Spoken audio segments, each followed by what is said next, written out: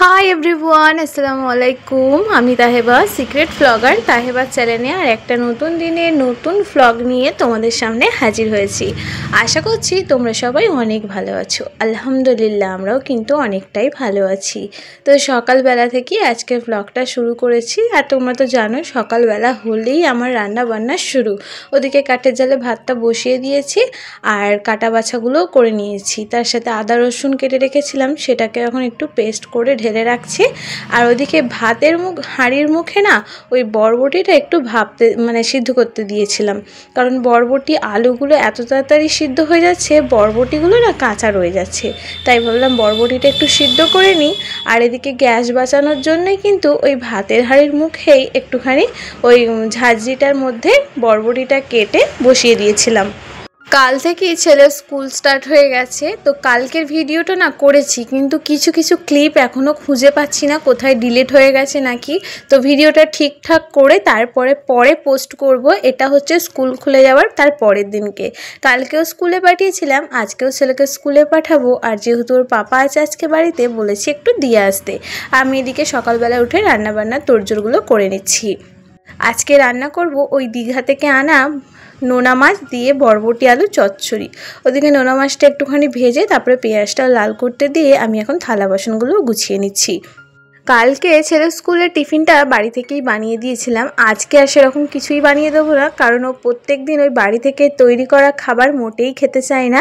মাঝে মাঝে একটু কেক বিস্কুটও পছন্দ করে, তো তার জন্য আজকে একটু ভাবলাম বিস্কুট দিয়ে দেবো।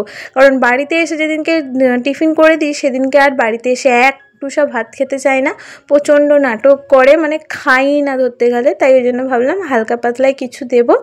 আর মাঝে মাঝে এক একদিন টিফিন বানিয়ে দেবো, কারণ প্রত্যেক দিন তো বাইরের খাবারটাও খাওয়া উচিত নয়। ওদিকে থালা বাসনগুলো গুছিয়ে ঢাকা দিয়ে এখন যেখানটায় হাঁড়ি রাখা হয় সেখানটাও একটুখানি ভালো করে মুছে নিচ্ছি। ওদিকে পেঁয়াজটা কিন্তু লাল হচ্ছে।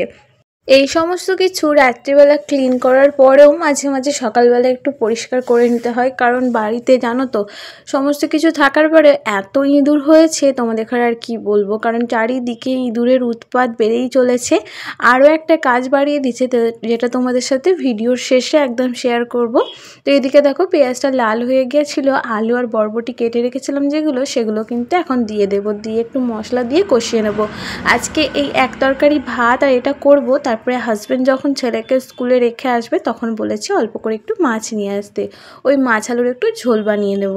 তো আমার ভিডিওর এই পর্যন্ত যদি তোমাদের কোনো পার্ট বা অংশ ভালো লেগে যায় তাহলে কিন্তু একটা লাইক করতে ভুলো না, কারণ তোমাদের একটা লাইক আমাকে পরবর্তী ভিডিওর জন্য অনেক মোটিভেট করে।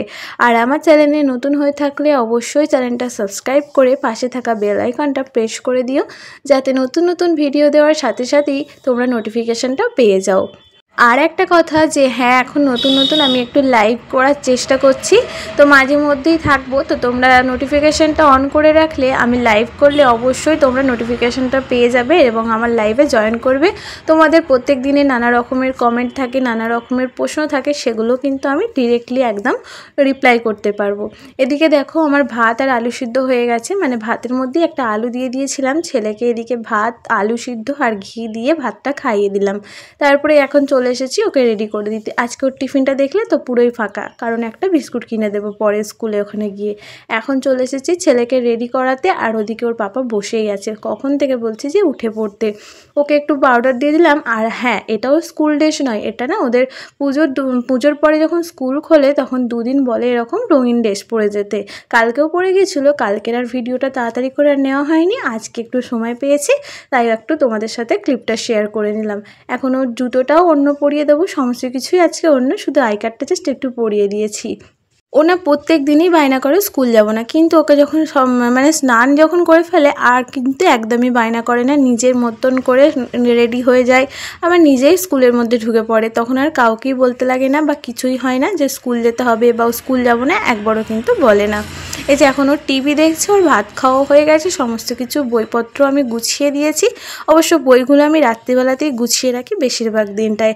এখন টিফিন বক্সটা জলের বোতলটা ভরে দেবো, দিয়ে ওর পাপা ওকে নিয়ে চলে যাবে স্কুলে, তারপরে বাকি কাজ করব। চলো ওকে আগে স্কুলের পর পাঠিয়ে দিই।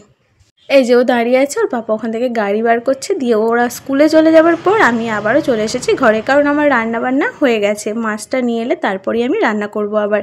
আজকে ভাবলাম বিছানা চাদরটা একটু তুলে দিই, কারণ ছোট বাচ্চা থাকলে বাড়িতে বিছানা চাদরের সাথে সাথে তার সাথে ঘরেরও অবস্থা খুব একটা ভালো থাকে না। যতক্ষণ বাড়িতে থাকে না ততক্ষণ ঠিকঠাক থাকে, তারপরে কিন্তু যখন আবার বাড়িতে স্কুল থেকে চলে আসে একটার পর একটা কিন্তু গোছাতেই থাকতে হয়, আর ও কিন্তু ওরকম মানে অগোছালো করতেই থাকে। যেহেতু ছোট বাচ্চা, তাকে তো আর ঘর গোছানোর জন্য মারামারি করতে পারি না, কারণ এই সকালবেলা থেকে একভাবে গোছাবো এটা সেটা রাত পর্যন্ত থাকবে, কতটা থাকবে সেটা কিন্তু আমরা জানিই না। তো তারপরে আবার সকালবেলায় আমাদের ঘরে আবার প্রত্যেক দিন একই রুটিন নিয়ে চলে যেতেই হয়, যে গোছানো আর ঠিক করা এইসবই কিন্তু প্রত্যেক দিন আমাদের চলতেই থাকে। আজকে বেডশিটটা চেঞ্জ করে তারপরে বালিশগুলো ঠিকঠাক করে একটু ক্লিনিংয়ের কাজ করছিলাম, এর মধ্যেই কিন্তু ওর পাপা চলে এসেছিলো। তো মাছটা রেখে দিলাম, ভাবলাম ঘরের কাজটা একবারে কমপ্লিট করে তারপরেই যাব। আজকে এই ঘড়িটা মুছতে গিয়ে না, আর ঘড়ির কাঁটাটা যেহেতু এটার মধ্যে কাঁচ লাগানো নেই, যে মুছছিলাম ঝুল পড়েছে, অনেক দিন মোছা হয়নি, কিনেছি অনেক দিন, তো ঘড়ির কাঁটাটা ফট করে সরে গিয়েছিলো। তারপরে বুঝতেই পারছিলাম না যে কটা বাজছিলো, এখন বাজে ওই 11টা বাজতে 10 মিনিট। তো এদিকে টিভিটা আর ঘড়িটা ভালো করে মুছে খাটটাকে একটু ভালো করে ক্লিন করে নাও, মানে ওই হালকা পাতলা একটু ঝাড়াঝুড়ি যাই বলো। এমনি সময় তো সমস্ত কিছু ঝুল তো ঝাড়ি, তখন তো তোমরা দেখতেই পাও। ঘরবাড়ি যদি প্রত্যেক দিনই পরিষ্কার করা হয় তাহলে এর থেকে ভালো মনে হয় আমার কাছে আর কিছুই হয় না, কিন্তু সময়ের অভাবে বা কাজের নানা রকম কাজের চাপে প্রত্যেক দিনই কিন্তু ঘরবাড়ি আর সেরকমভাবে পরিষ্কার করা হয় না। আর একটা ঘর হলে না তবু ঠিক ছিল, 3-3টে ঘর, সেটাকে পরিষ্কার করা গোছানো কিন্তু মুখের কথা নয়। তাই আমি প্রত্যেক দিনই চেষ্টা করি প্রত্যেকটা ঘরেই কিন্তু একটু একটু করে গোছানোর। বিশেষ করে আমার এই বেডরুমটার কিচেনটা বিশেষ করে একটু চাপ থাকে, আর উপরের ঘরটা মায়েদের ঘরটা মা কিন্তু বেশিরভাগ সময় একটু ক্লিন করে রাখে। মাঝে সাঝে আমি একটু ঝুল ঝাড়া, জামা কাপড় কাচা, একটু ঠিকঠাক করে দেওয়া, এগুলোই কিন্তু করে থাকি। আজকে ওরকম আমার নিচের ঘরটা কি আজকে ভাবলাম একটুখানি ক্লিন করে নিই হালকা পাতলা, কারণ প্রত্যেক দিন ডিপ ক্লিনিং করা বা প্রত্যেক দিন ঝাড়া পোছা করা আমার পক্ষে সম্ভব নয়।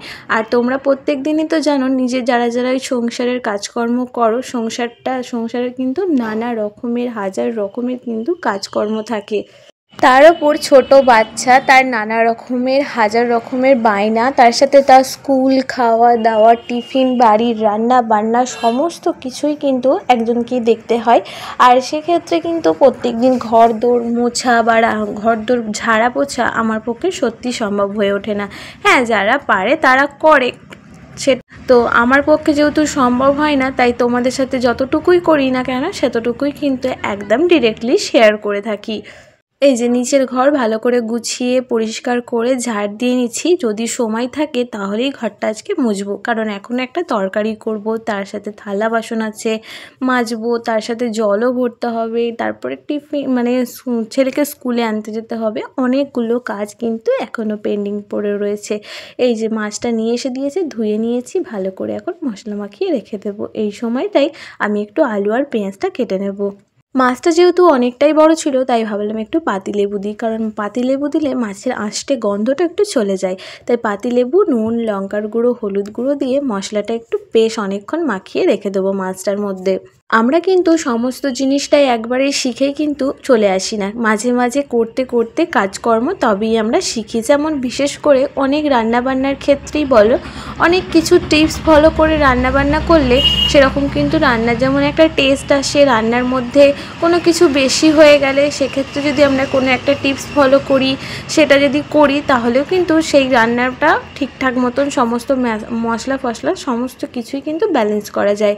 তাই যেমন আমরা যখন কোনো কাজ করি নানা রকমের ভুল ভ্রান্তি থেকেই যায়, তাই তোমাদের সাথে এরকমভাবে ভিডিও করতে করতে যদি আমার কোনো কথাবার্তায় বা কোনো কিছুতে যদি ভুল ভ্রান্তি বলে থাকি, তোমরা কিন্তু অবশ্যই শুধরে দেবে কমেন্টের মাধ্যমে, যাতে নেক্সট বার যদি কোনো সেই ভুলটা করি অবশ্যই তোমাদের কমেন্টটা আমার মাথার মধ্যে থাকে।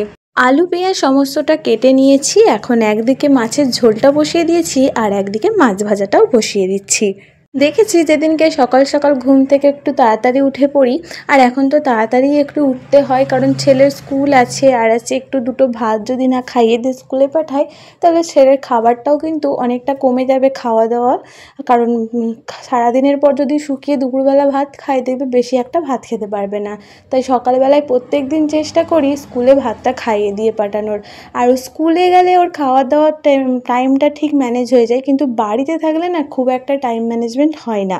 আজকে একটু তাড়াতাড়ি উঠেছি, রান্নাবান্না তো দেখলে সকাল সকাল কিন্তু 10টা সাড়ে 10টার মধ্যে আমার রান্না হয়ে গিয়েছিল। এই তরকারিটার জন্যই শুধু বাকি ছিল, যদি মাছটা বাড়িতে থাকতো তাহলে হয়তো রান্নাবান্নাটা হয়েই যেত এতক্ষণ। ওদিকে একটুখানি গরম জল করে নিয়েছি কেটলিতে, দিয়ে একটু আলুটা সিদ্ধ বসিয়ে দিয়েছি, দিয়ে আমি এদিকে বেশ কিছু থালা বাসন ছিল সেগুলোই এখন একটু মেজে নিচ্ছি। আর এই যে আমার ইঁদুরে দেখো জামা কাপড়, মানে যেগুলো আমার ব্যবসা জামা কাপড় ছিল সেগুলোকে সমস্তটাই চারিদিকে সব ছড়িয়ে ছিটিয়ে দিয়েছিল, মা এগুলো সব বার করে দিয়েছিল। তাই আমি এখন এগুলোকে সমস্তটাই আবার এই গুছিয়ে এই বড় যে সুর এক আলমারিটা আছে কাপড়ের সেটার মধ্যে এখন গুছিয়ে রাখছি। আর এটার মধ্যেই থাকে, কিন্তু পিছনের দিকটায় এত বড় ইঁদুরে কেটে দিয়েছে যাতে জিনিসপত্রের ওপর পটি করে জিনিসপত্রগুলো দিয়ে একটা বাজে স্মেল বেরোচ্ছিলো। তো যেহেতু মা এগুলো সমস্তটাই বাইরে বার করে রেখেছে, স্মেলটা এখন চলে গেছে, তাই এখন এগুলোকে গুছিয়ে রেখে দিচ্ছি। অনেক এখনও পর্যন্ত অনেক জামা কাপড় আছে যেগুলো বিক্রি হয়নি এখনও পর্যন্ত, বাড়িতে পড়ে রয়েছে। ব্যবসাটা একটু খারাপ যাচ্ছে। তো বাচ্চাদের শাড়ি পাঞ্জাবি ব্লাউজ থেকে নানা রকমের জিনিস, শীতকালের জিনিস এখনও পড়ে আছে সমস্তটাই। দেখি এগুলো কবে কি বা কিভাবে এগুলোকে একটু সেল করা যায় সেটারই চিন্তা ভাবনা করছি। দেখা যাক কি হয় বা কতদূর কি হয়। চলো এগুলো গুছিয়ে নিয়ে স্নান করে বেশ কিছু জামা কাপড় আছে বাথরুমে সেগুলো কাচবো, তারপরেই চলে যাব স্কুলে ছেলেকে আনতে। তো দেখা হচ্ছে তোমাদের সাথে নেক্সট আর একটা কোনো ব্লগে। ততক্ষণ সবাই ভালো থেকো, আর অবশ্যই আমার চ্যানেলটা সাবস্ক্রাইব করে আমার পাশে থেকে যেও। আর ভিডিওটা ভালো লেগে গেলে একটা লাইক করতে কিন্তু ভুলে যেও না। আর হ্যাঁ, রাত্রি 9টার দিকে লাইভে আসার চেষ্টা করছি, অবশ্যই কিন্তু জয়েন হও তোমরা। দেখো তখন অনেক অনেক কথা হবে তোমাদের সাথে। চলো বাই।